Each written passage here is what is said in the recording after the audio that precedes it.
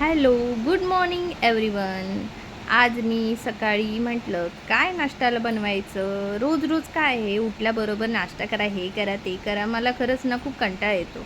तर मी म्हटलं चला आज नाश्त्यासाठी पोहे बनवूया, कारण पोहे सगळेजण खातात आणि रवा किंवा उपमा वगैरे केला ना तर कोण खायलाच मागत नाही. म्हणून मी म्हटलं चला पोहेच करूया, मस्तपैकी सगळे मिळून खातील. म्हणून मी आता बारीक कांदा चिरला, मिरची चिरली आणि थोडीशी तेलामध्ये मोहरी टाकली. असं करून मी फोडणी मस्तपैकी दिलेली आहे. कांदा, मिरची आणि आधीच मी ऑलरेडी मोहरी टाकलेली होती. मोहरी चांगली तडतडून द्यायची, म्हणजे मस्तपैकी खमंग असा वास पोह्यांना येतो. आणि आता मी त्याच्यामध्ये शेंगदाणे आणि काजू टाकलेले आहेत. काजू तुम्ही आधीच फ्राय करून वरतून टाकू शकता, पण मी तेलातच सोडले. एकदाच मस्तपैकी होऊन जातं सगळं.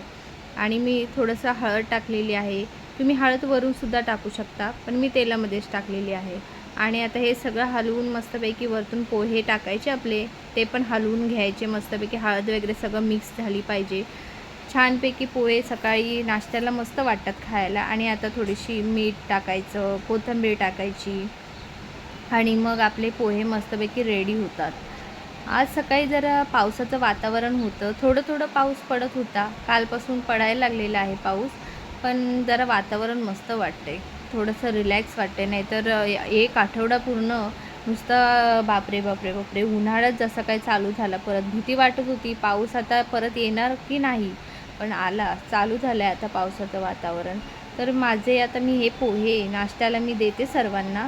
पण तुम्ही जर हे माझी रेसिपी बघितली असाल पोह्यांची, तर नक्कीच कमेंट करून सांगा कशी बनवली मी.